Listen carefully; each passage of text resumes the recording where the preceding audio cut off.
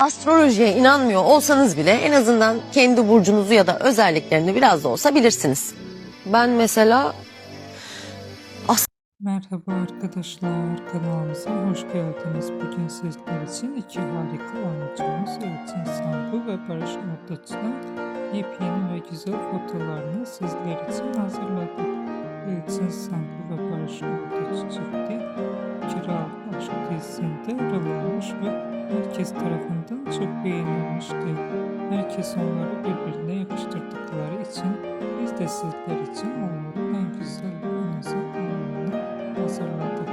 Bu videoların devamı gelmesini istiyorsanız kanalımıza abone olup yorum yazmayı unutmayın.